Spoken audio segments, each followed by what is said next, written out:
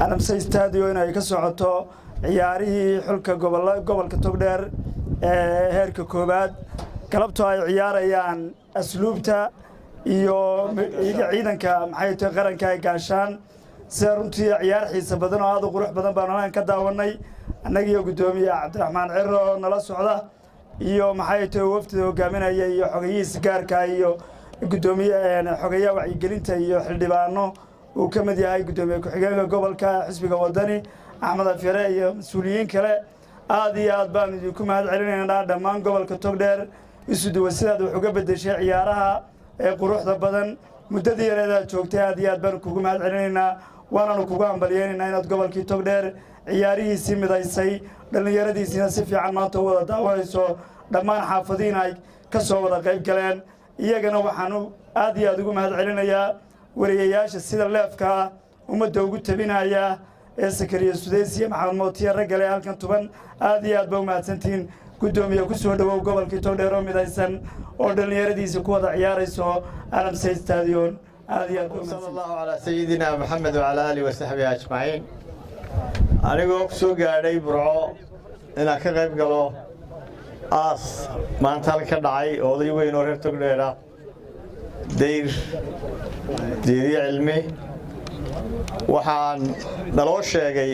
in ciyaarihii degmada Burco heerka koowaad uu ka socdo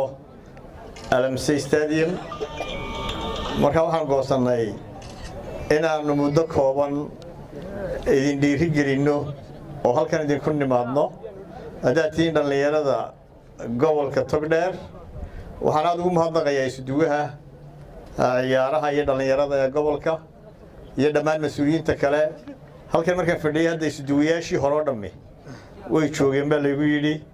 iyagana si gaar ah u salaamaya anigu bariis halkan la dhisay baan garoonkan joogay Burco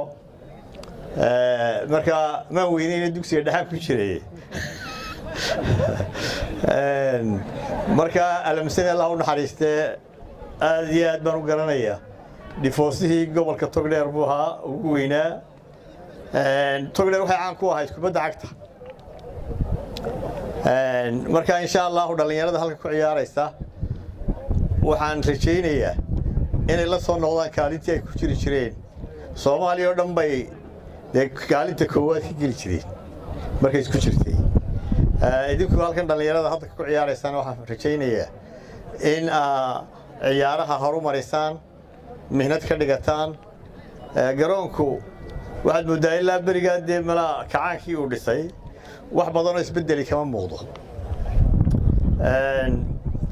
xukuumadda joogtana waxaan ku boorinaynaa in waxyaabaha ka dhiman ee daruuriyaadka garoonka laga dhiso insha Allah haday dawladda wadani timaadana waxay ballan qaadaysaa waxa ka dhiman oo dhan inay dhameystirto. Assalaamu alaykum wa rahmatullahi wa barakatuh.